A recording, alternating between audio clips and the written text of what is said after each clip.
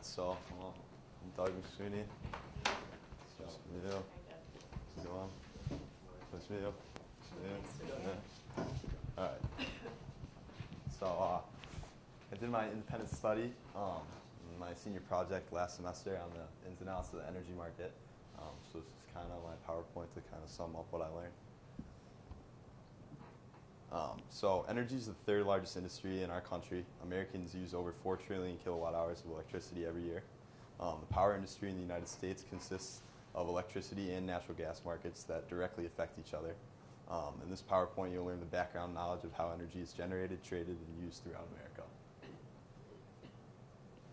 So we're going to start with natural gas. It's made up of mostly methane. It's colorless and odorless.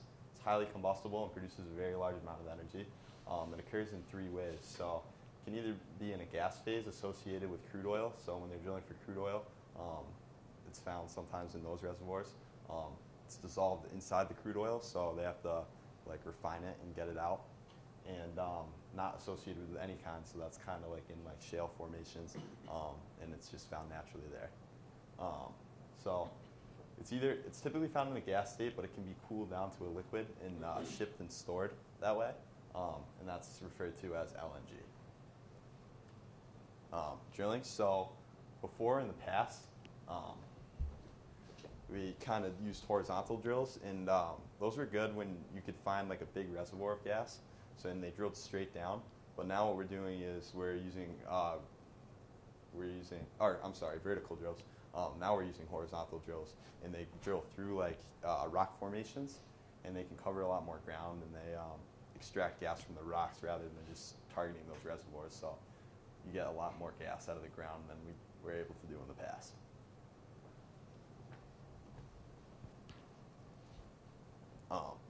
So the price of natural gas depends on many variables, but the most important are the cost of converting natural gas to liquid natural gas, which makes it easier to ship and to store.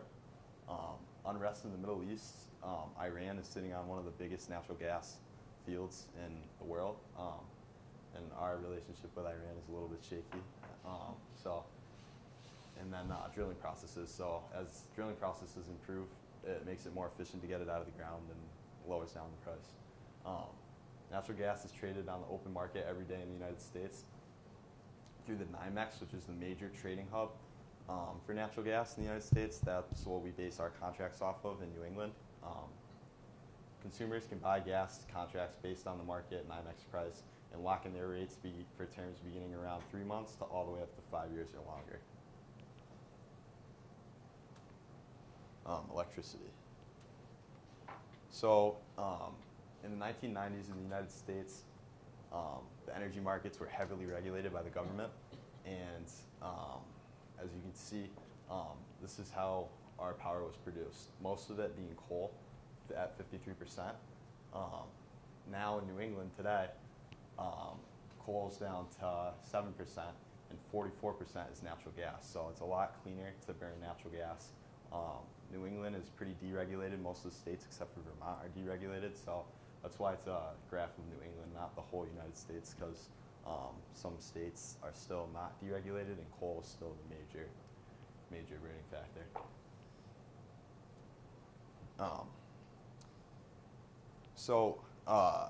Today in New England, most of our power plants are natural gas, and our base load is provided by nuclear power plants. So the nuclear power plants run 364 days a year. They close 1 day a year for maintenance, but they provide the base load. So they have very low operating costs because they don't have to like run on any specific commodity. They don't have to like buy the natural gas or coal or anything.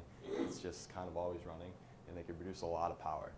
So they provide our base load. What happens is every day, the price of power is determined by suppliers bidding into a power pool. Supplier is an electric company that produces power. So they bid into power pools, which determine the price of electricity. And so usually the nuclear power plants will bid in at 0. Then as you progress through it, renewable energy will bid in. So however much it costs them to produce that energy, they'll bid into the power pool. And then as the cost goes up, like as the demand goes up, the cost will go up because you'll need to turn on coal-fired power plants which will kick on and then provide that electricity. So if the coal-fired power plants bid in at 8 cents per kilowatt hour, then the rest of the nuclear power plants will be getting that 8 cents, even though they bid in at 0, because they're going to get the last one in is the people that set the price, if that makes sense. Transmission and distribution. So from the power plant, the power flows through a substation, which raises the voltage up, and they flow through these kind of lines that you see in the woods, like the big power lines, and it's kind of like the highway for electricity there. It's transported around on these big ones, and then from there they go to another substation. It will lower back down the voltage, and then like your local utilities such as Western Mass Electric, or now that's EverSource or National Grid, they'll, like in example B, you can see those lines. Those are the ones you see on the street every day, and then they go to your house from there. So that's how you get your power.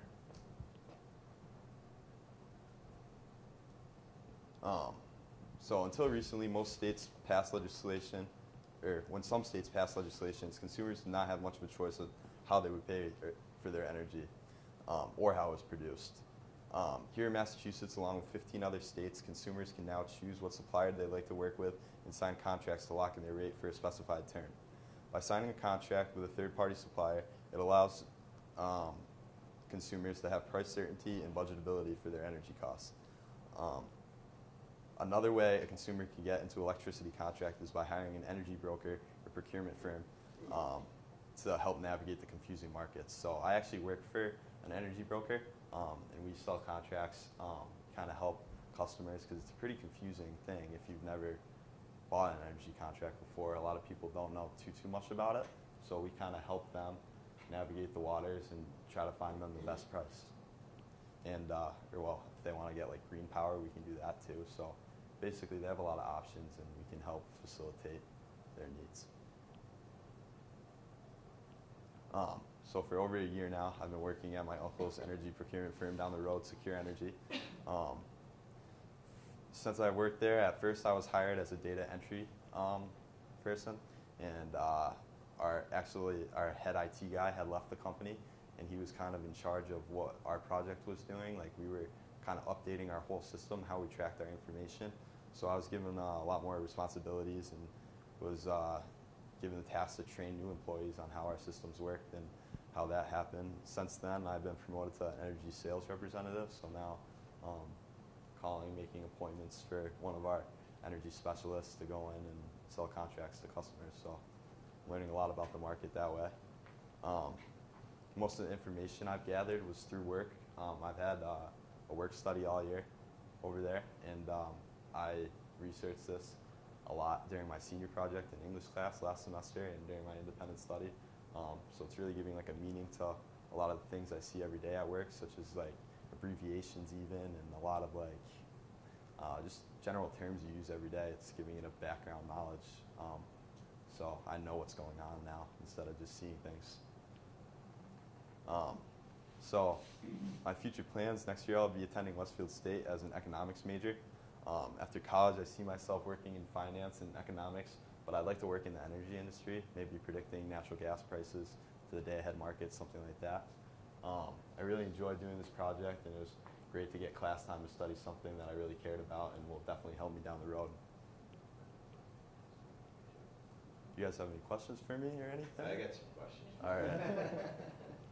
So, did you do any work on the infrastructure for natural gas? Did you do any research on that? Basically, the reason why New England is so expensive is because all the power plants have switched over from coal to gas, right? Yeah, and the natural gas pipelines are kind of. And they come out of Texas, right? Yeah. Isn't that where most of the natural gas comes from? Yeah, I mean, I didn't do too much research on that, but yeah, I do have a little bit of knowledge about that just from work and everything.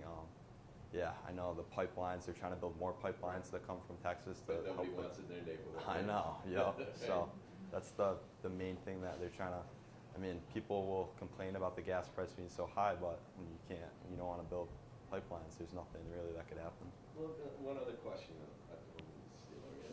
One other question. So when you sell a contract, are you selling it to a corporation? Like, are you helping corporations Yep. purchase energy? Yep. That's what, you're not going to individual neighborhoods and selling? No, we don't sell to residential customers for the most part because, I mean, the amount of power they use really wouldn't be worth our while to get into those contracts. Right, It's right. for legal reasons. It's just not worth it for us. So yeah, we'll go help. Like we like to focus our business on like major manufacturing facilities and stuff like that. I think you picked a great field, 'cause I'll tell you what, this is gonna be huge in the future. Yeah, thank you. Hey Doug, I know there's been a lot of like movement toward the solar power industry. And Mr. McSweeney, if you ever drive by his house, he has a monstrosity on Julie his likes house. to see it all I the time. haven't. You know, every morning. Early every adopter, day. early adopter. Haven't had a bill in 40 years. I love How early does that adoption. fit into what you're doing right now? Are you seeing, like, is companies like yourself, your company, are they moving in that direction, or is it not even worth their while right now? We do sell solar options. We work with like third-party like contractors, and they'll go put like the solar panels on and stuff. We'll help sell like solar contracts. So it's Is it profitable for you? It is. Yeah. That's actually probably one of the most profitable parts of our business. Really? Yeah. I don't know too much how that works because I don't really deal too much with the solar, but I know that It's that's growing, you think? yes, it is, and it's definitely a good option for Wow. yeah.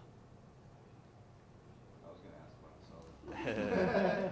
Oh, we just put them on our house too, and I was wondering if, Everybody's doing it. yeah, I mean, it was a great incentive to, and we've seen actually a pretty decent reduction, so I was gonna ask the same thing, if there's any correlation there, have you seen any impact on the energy market when it came to solar? I mean, it's definitely.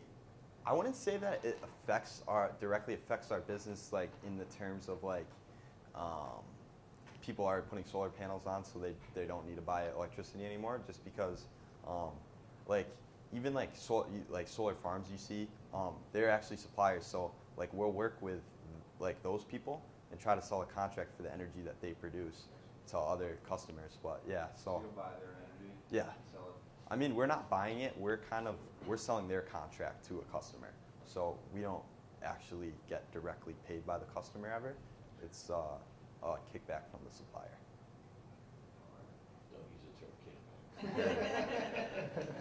Yeah, Commission. I'm a really go It's a green commission. kind of person. I look at his house all the time, and I've been looking into it myself. In fact, I'm so intrigued by it that when I went to a college visit with my daughter, they had a big windmill, and I actually looked it up in Dartmouth to see, and I was very surprised that it was only 9%. It only provided 9%. I mean, it was humongous, 9% of the electricity that they use. So there is a lot of myths about, energy, and I think it is a hugely growing industry.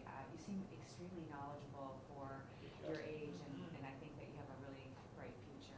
Thank you. Yeah. Good luck. Thank you. Good Nice job. job, Doug. Thank you. Great job.